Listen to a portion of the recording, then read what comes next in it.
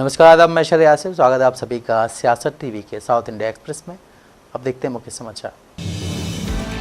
तेलंगाना विधानसभा अध्यक्ष गद्दाम प्रसाद कुमार ने सत्तारूढ़ कांग्रेस में शामिल होने के आरोपों का सामना कर रहे बीआरएस के 10 में से 5 विधायकों के खिलाफ दायर अयोग्यता याचिकाओं को खारिज कर दिया है। बीआरएस के कार्यकारी अध्यक्ष के टी रामाराव ने विधानसभा अध्यक्ष के फैसले को लोकतंत्र में क्रूर मजाक करार देते हुए कहा है कि वो इसे अदालत में चुनौती देंगे। इससे पहले गद्दाम ने 10 विधायकों को नोटिस जारी किया था, क्योंकि विपक्षी दल ने उनके खिलाफ याचिकाएं दायर की थी। विधानसभा अध्यक्ष द्वारा भेजे गए नोटिस का 10 में से 8 विधायकों ने जवाब दे दिया है। हालांकि 2 विधायक दानव नागेंद्र और कदियम श्रीहरि ने अभी तक नोटिस का जवाब नहीं दिया और उन्होंने अधिक समय मांगा है। अयोग्यता याचिकाएं विधायक तेलम वेंकट राव, बंडा कृष्ण मोहन रेड्डी, टी प्रकाश गौड़, गुडेम महिपाल रेड्डी और अरेकापुरी गांधी के खिलाफ दायर की गई थी और अध्यक्ष ने आदेश सुनाने के लिए बुधवार को खुली अदालत में इस मामले को सूचीबद्ध किया था। उच्चतम न्यायालय ने 17 नवंबर को तेलंगाना विधानसभा अध्यक्ष को अवमानना का नोटिस जारी किया था, क्योंकि उन्होंने कांग्रेस में कथित तौर पर शामिल हुए 42 विधायकों के खिलाफ अयोग्यता याचिकाओं पर फैसला करने के अपने निर्देशों का पालन नहीं किया था। विधानसभा अध्यक्ष के आदेश पर प्रतिक्रिया देते हुए रामाराव ने कहा है कि ये लोकतंत्र में क्रूर मजाक है। ऐसा लगता है कि विधानसभा अध्यक्ष ऐसा इसलिए कर रहे हैं क्योंकि तेलंगाना के मुख्यमंत्री ने विधानसभा में खुद कहा था कि दल बदल करने वाले विधायकों को कुछ नहीं होगा। विधानसभा अध्यक्ष भी उन्हीं के निर्देशों और आदेशों का पालन कर रहे हैं। हम इस फैसले को अदालत में चुनौती देंगे। हमें उम्मीद है कि न्याय मिलेगा।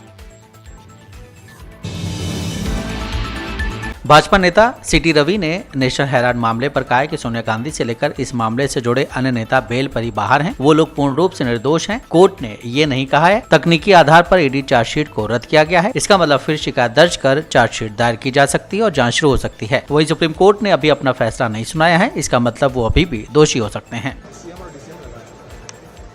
सोनिया जी से लेकर खरगे जी तक बेल में है, नहीं है? बेल में है ना? केवल हाईकोर्ट टेक्निकल मामला के वजह से स्क्वाश किया है। मतलब निर्दोष ऐसा नहीं कहा। निर्दोष ऐसा कहा है क्या? निर्दोष ऐसा नहीं कहा।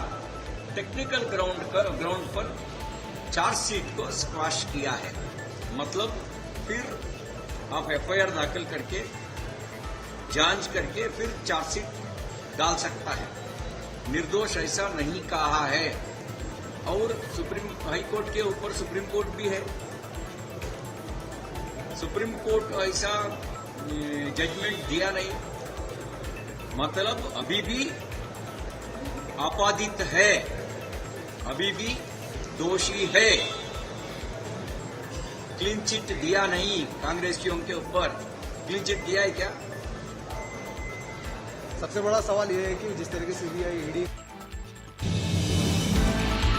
कर्नाटका की मंत्री लक्ष्मी हेब्बाळकर ने कहा है कि गृह लक्ष्मी आज इतनी लोकप्रिय योजना है कि गृह लक्ष्मी जैसी योजना देश भर में बनाकर ये चुनाव जीत रहे हैं। इसलिए गृह लक्ष्मी को बदनाम करने के लिए बेहुदा और गैर जिम्मेदाराना सवाल उठा रहे हैं। देखिए, ये बहुत ही चाइल्डिश वाला सवाल है। बीजेपी ने किया है, लेकिन आप तो समझदार हैं, आप पढ़े लिखे हो। अगर आपको पता है, हम तो डीबीटी करते हैं। 5,000 करोड़ गया किधर बोले तो डीबीटी करते। 2 महीने नहीं दिया है तो आने वाले दिनों में 2 महीने का हम डाल रहे। ऐसा नहीं कि हम लोग महीने का बोल के हमने विधानसभा में हमने रिप्लाई नहीं किया।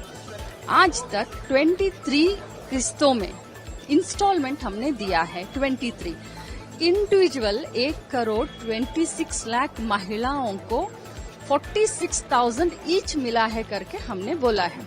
23 बोला है, 46,000 बोला है।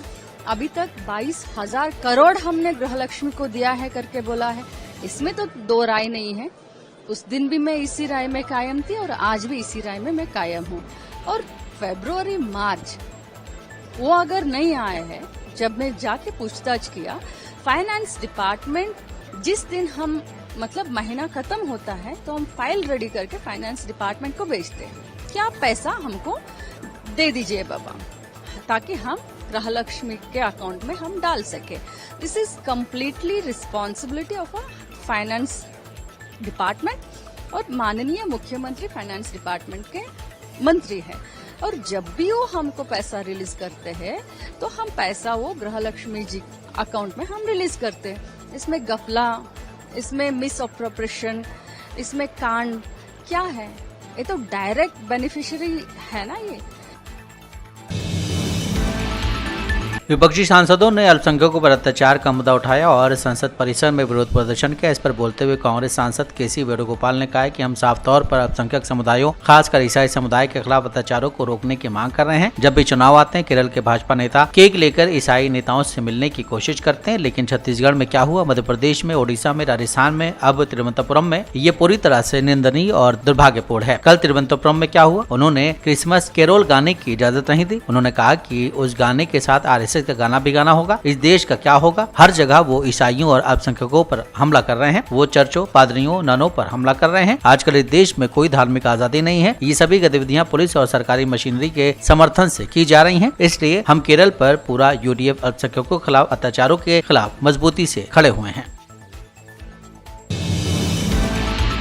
भारत दक्षिण अफ्रीका के बीच चौथा मैच बुधवार को लखनऊ के भारत रत्न श्री अटल बिहारी वाजपेयी काना स्टेडियम में खेला जाना था, लेकिन घने कोहरे की वजह से मैच रद्द कर दिया गया, जिसको लेकर फैंस काफी निराश नजर आए। वहीं अब कांग्रेस सांसद शशि थरूर ने लखनऊ में मैच की मेजबानी के फैसले पर सवाल उठाया है। थरूर ने बेहतर वायु गुणवत्ता की स्थिति का हवाला देते हुए सुझाव दिया है कि मैच तिरुवनंतपुरम में आयोजित किया जाना चाहिए था। शशि थरूर ने सोशल मीडिया पर एक पोस्ट शेयर किया है, जिसमें उन्होंने कहा है कि क्रिकेट के प्रशंसक लखनऊ में भारत दक्षिण अफ्रीका मैच के शुरू होने का व्यर्थ इंतजार कर रहे हैं, लेकिन उत्तर भारत के अधिकांश शहरों में व्याप्त घने कोहरे और 411 AQI की वजह से विजिबिलिटी इतनी खराब है कि क्रिकेट मैच संभव ही नहीं है। उन्हें ये मैच तिरुवनंतपुरम में आयोजित करना चाहिए था, जहां AQI लगभग 68 है।